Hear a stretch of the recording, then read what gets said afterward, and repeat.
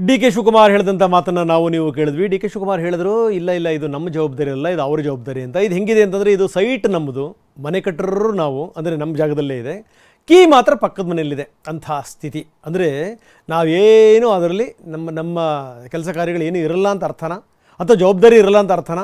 ಒಂದು ವೇಳೆ ಏನಾದರೂ ಕಿತ್ಕೊಂಡು ಹೋಯ್ತು ಅಂತ ತಿಳ್ಕೊಳ್ಳಿ, ಯಾವನ ಜವಾಬ್ದಾರಿ? ಈಗಲೇ ಏನು ಗೊತ್ತಾ, ಒಬ್ಬ ಮಂತ್ರಿ ಹೇಳ್ತಾರೆ, ನಾನು ಹೋಗಿ ನಿಂತ್ಕೊಂಡೆ, ನನ್ನಲ್ಲಿ ಕೈ ಕಾಲುಗಳು ಥರ ನಡುಗ್ತಾ ಇದ್ವು ಅಂತ. ಇನ್ನೆಷ್ಟರ ಮಟ್ಟಿಗೆ ಇರಬೇಕು ನಮ್ಮ ವ್ಯವಸ್ಥೆ ಎಷ್ಟರ ಮಟ್ಟಿಗೆ ತುಕ್ಕು ಹಿಡಿದಿದೆ ಅನ್ನೋಕ್ಕೊಂದು ಬೆಸ್ಟ್ ಎಕ್ಸಾಂಪಲ್ ಇದು. ನಾಳೆ ಏನಾದರೂ ಎಡವಟ್ಟಾದ್ರೆ ನಮಗೇ ನಷ್ಟ. ಈಗಾಗಲೇ ಹಂಪಿ ಭಾಗದ ಜನರು ನಡುಗ್ತಾ ಇದ್ದಾರೆ, ಏನೋ ಎತ್ತೋ ಅಂತ. ಇನ್ನು ಬಿಡಿ, ಇನ್ನು 2 ಬೆಳೆ 3 ಬೆಳೆ ನಿರೀಕ್ಷೆ ಮಾಡ್ತಾ ಇದ್ದಾರಲ್ಲ, ಅವ್ರ ಕನಸು ಕಮರಿ ಹೋಗಿದೆ, ಅದರಲ್ಲಿ ಯಾವುದೇ ಡೌಟ್ ಇಲ್ಲ. ಇದೆಲ್ಲದರ ಜೊತೆಗೆ ಇವತ್ತು ಗೇಟನ್ನು ಫಿಕ್ಸ್ ಮಾಡ್ತಿರುವಂಥದ್ದು, ಟೆಂಪರವರಿ ಗೇಟ್. ಇದಕ್ಕೆ ಸಂಬಂಧಪಟ್ಟಂಗೆ ಮಾಹಿತಿ ನೀಡಲಿಕ್ಕೆ ನಮ್ಮ ಪ್ರತಿನಿಧಿ ಈಗ ನಮ್ಮೊಂದಿಗೆ ನೇರ ಪ್ರಸಾದದಲ್ಲಿದ್ದಾರೆ, ನೇರ ಸಂಪರ್ಕದಲ್ಲಿದ್ದಾರೆ ಸಂಜಯ್. ನಾವು ಗಮನಿಸ್ತಾ ಇದ್ದೀವಿ, ಟೆಂಪರವರಿ ಗೇಟ್ ಇದು. ಮುಂದಿನ ಬೇಸಿಗೆನಲ್ಲಿ ನಾವು ಪರ್ಮನೆಂಟ್ ಗೇಟನ್ನು ಹಾಕ್ತೀವಿ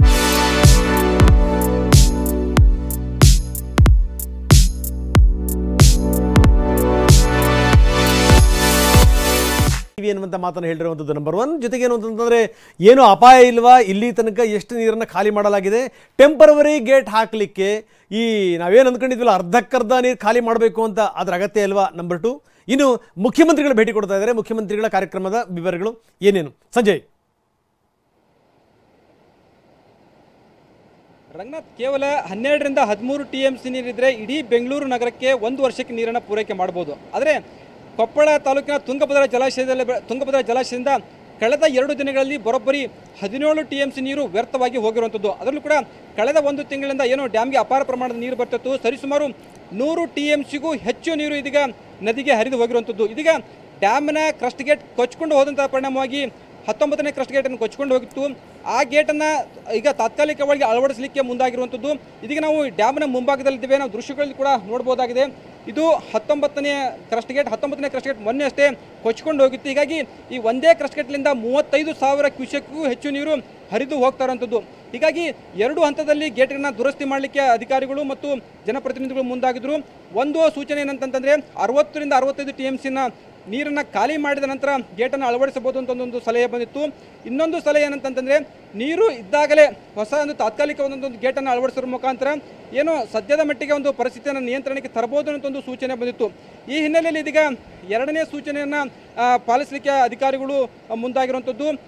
ಈಗಾಗಲೇ ನೀರು ಇದ್ದಾಗಲೇ ಕೂಡ ಒಂದು ಕ್ರಸ್ಟ್ ಗೇಟನ್ನು ಅಳವಡಿಸುವ ಕೆಲಸಕ್ಕೆ ಇದೀಗ ಆರಂಭವಾಗಿರುವಂಥದ್ದು. ಈಗಾಗಲೇ ಕ್ರಸ್ಟ್ ಗೇಟನ್ನ ತಯಾರಿ ಕೂಡ ಹೊಸಪೇಟೆ ಮತ್ತು ಹೊಸಳ್ಳಿ ಗ್ರಾಮದಲ್ಲಿ ಆರಂಭವಾಗಿರುವಂಥದ್ದು. ಇಂದು ಸಂಜೆಯಿಂದ ಈ ಹೊಸ ಕ್ರಸ್ಟ್ ಗೇಟನ್ನು ಅಳವಡಿಸುವ ಕಾರ್ಯಕ್ಕೆ ಚಾಲನೆಯನ್ನು ನೀಡಲಾಗ್ತದೆ. ನೀರು ಅಂದರೆ 60 TMC ನೀರು ಖಾಲಿ ಆಗೋದು ಬೇಡ, ನೀರು ಹರಿದು ಹೋಗ್ತಾ ಇದ್ರೂ ಕೂಡ ಅನೇಕ ತಂತ್ರಜ್ಞರ ಒಂದು ಅನುಭವದ ಆಧಾರದ ಮೇಲೆ ಗೇಟನ್ನು ಅಳವಡಿಸಬಹುದು ಅಂತ ಒಂದು ಸಲಹೆಯನ್ನು ಕೊಟ್ಟಿದ್ದಾರೆ.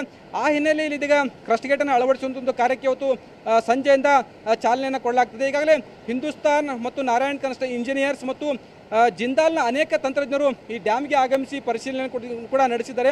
ಯಾವ ರೀತಿಯಾದಂಥ ಒಂದು ಕ್ರೇನ್ಗಳನ್ನು ಅಳವಡಿಸಬೇಕು, ಎಷ್ಟರ ಮಟ್ಟಿಗೆ ಈ ಹೊಸ ಗೇಟ್ಗಳನ್ನು ಅಂದರೆ ಯಾವ ರೀತಿಯಾಗಿ ಅದನ್ನು ಇನ್ಸ್ಟಾಲ್ ಮಾಡಬೇಕು ಅನ್ನೋದ್ರ ಬಗ್ಗೆ ಅನೇಕ ರೀತಿಯ ಮಾಹಿತಿಯನ್ನು ಕಲೆ ಹಾಕಿರುವಂಥದ್ದು. ಮತ್ತು ಇವತ್ತು ಸಂಜೆ ಈ ಕೆಲಸ ಕೂಡ ಆರಂಭವಾಗಲಿದೆ.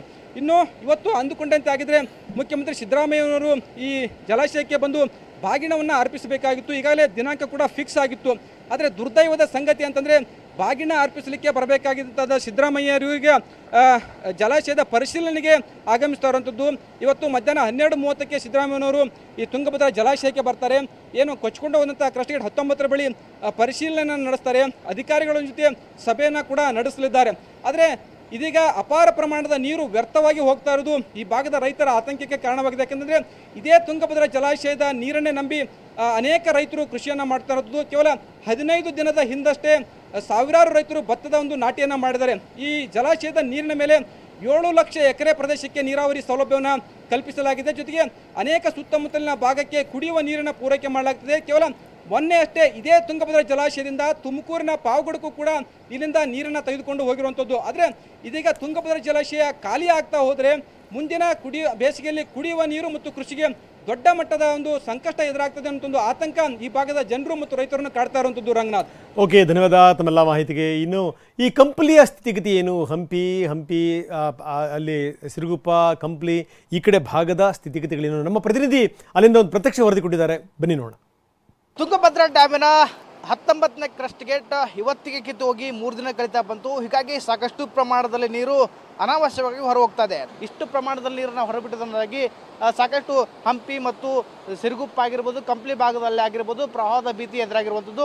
ತಾವು ದೃಶ್ಯ ಕೂಡ ಗಮನಿಸಬಹುದು, ಎಷ್ಟು ಪ್ರಮಾಣದಲ್ಲಿ ರೌದ್ರ ನರ್ತನವಾಗಿ ನದಿ ಕೂಡ ಹರಿತಾ ಇರುವಂಥದ್ದು. ಹೀಗಾಗಿ ನದಿ ಪಾತ್ರದ ಅಕ್ಕಪಕ್ಕದ ಜನರಿಗೆ ಈಗಾಗಲೇ ಟಿಬಿ ಬೋರ್ಡ್ ಮತ್ತು ಜಿಲ್ಲಾಡಳಿತ ಒಂದು ರೀತಿ ಎಚ್ಚರಿಕೆಯನ್ನು ಕೊಟ್ಟಿರುವಂಥದ್ದು. ಅಂದರೆ ಯಾವ ಸಂದರ್ಭದಲ್ಲಾದರೂ ಕೂಡ ಇನ್ನೂ ಹೆಚ್ಚಿನ ಪ್ರಮಾಣದಲ್ಲಿ ನೀರು ಬೀಳುವಂಥ ಸಾಧ್ಯತೆ ಇರುತ್ತೆ. ಹೀಗಾಗಿ ನದಿ ಪಾತ್ರದ ಜನ ಸುರಕ್ಷಿತ ಸ್ಥಳದಲ್ಲಿ ಇರಬೇಕು ಅನ್ನೋದನ್ನ ದೃಷ್ಟಿ ಇಟ್ಕೊಂಡು ಈಗಾಗಲೇ ಆದೇಶ ಪ್ರತಿಯನ್ನು ಕೂಡ ಹೊರಡಿಸಿರುವಂಥದ್ದು. ಪ್ರಮುಖವಾಗಿ ಈ ತುಂಗಭದ್ರಾ ಡ್ಯಾಮ್ನಿಂದ ಸುಮಾರು ಕರ್ನಾಟಕದ 4 ಜಿಲ್ಲೆಗಳಿಗೆ ಸಾಕಷ್ಟು ಅನುಕೂಲ ಆಗ್ತಾ ಇತ್ತು. ಸುಮಾರು 1,20,000 ಹೆಕ್ಟೇರ್ ಪ್ರದೇಶಗಳಿಗೆ ನೀರು ಕೂಡ ಕೊಡುವಂತಾಗಿತ್ತು. ಆದರೆ ಈಗ ಸಂಪೂರ್ಣವಾಗಿ ನೀರು ಕೂಡ ಹೊರಬಿಡ್ತಾರೆ ಅಂದಾಗಿ ಮುಂದಿನ ದಿನಮಾನಗಳಲ್ಲಿ ಅಂದರೆ ಮಳೆಗಾಲ ಕೂಡ ಈಗಾಗಲೇ ಕಡಿಮೆ ಆಗಿರುವಂಥದ್ದು. ಹೀಗಾಗಿ ಯಾವ ರೀತಿ ಈ ಡ್ಯಾಮನ್ನು ಭರ್ತಿ ಮಾಡ್ತಾರೆ ಅನ್ನೋದು ಸರ್ಕಾರದ ಮುಂದೆ ಸವಾಲಿರುವಂಥದ್ದು. ಮತ್ತು ಪ್ರಮುಖವಾಗಿ ಈ ಗೇಟನ್ನು ದುರಸ್ತಿಗೊಳಿಸಬೇಕಾದ್ರೆ ಈಗಾಗಲೇ ಹೊಸಪೇಟೆಯ ಸೂರ್ಯನಾರಾಯಣ ಇಂಜಿನಿಯರ್ಸ್ ವರ್ಕ್ಸ್ನಲ್ಲಿ ಕೂಡ ಒಂದು ರೀತಿ ಆ ಗೇಟನ್ನು ಕೂಡ ನಿರ್ಮಾಣ ಮಾಡ್ತಾ ಇದ್ದಾರೆ. ಜೊತೆಗೆ ಕೊಪ್ಪಳದ ಹೊಸಳ್ಳಿಯ ಹಿಂದೂಸ್ತಾನ್ ಲಿಮಿಟೆಡ್ ಕಂಪ್ನಿಯಲ್ಲಿ ಕೂಡ ಒಂದು ಗೇಟನ್ನು ನಿರ್ಮಾಣ ಮಾಡ್ತಾ ಇದ್ದಾರೆ.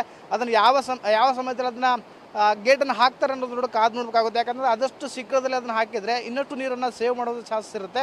ಈಗ ಅದು ಡಿಲೇ ಮಾಡ್ತಾ ಹೋದರೆ ಈ ಭಾಗದ ರೈತರಿಗೆ ಸಾಕಷ್ಟು ಒಂದು ರೀತಿ ಸಮಸ್ಯೆ ಆಗುತ್ತೆ. ಯಾಕಂತಂದರೆ ಈಗ ಬೇಸಿಗೆ ಸಮಯ ಬಂದರೆ ಮಳೆಗಾಲ ಸಮಯದಲ್ಲಿ ಒಂದು ನೀರಾದರೂ ಕೊಳ್ಳೇಬೇಕಾಗುತ್ತೆ, ಬೇಸಿಗೆಯಲ್ಲಿ ಕೂಡ ಇನ್ನೊಂದು ನೀರು ಕೊಡಬೇಕಾಗುತ್ತೆ. ಈಗ ಸದ್ಯ ಮಟ್ಟಿಗೆ ಕುಡಿಯುವ ನೀರಿಗೆ ಮತ್ತು ಕೈಗಾರಿಕೆಗೆ ಮಾತ್ರ ಮತ್ತು ಒಂದು ಬೆಳೆಗೆ ಮಾತ್ರ ನೀರು ಕೊಡುವಂಥ ಚಾನ್ಸಸ್ ಇರುತ್ತೆ ಅಂತ ಈಗಾಗಲೇ ನೀರಾವರಿ ಸಚಿವ ಡಿ ಕೆ ಶಿವಕುಮಾರ್ ಕೂಡ ಹೇಳಿರುವಂಥದ್ದು. ಕ್ಯಾಮ್ರಾ ಪರ್ಸನ್ ಸತತ ವಿನಾಯಕ್ ಅವರಿಗೆ TV9 ವಿಜಯನಗರ.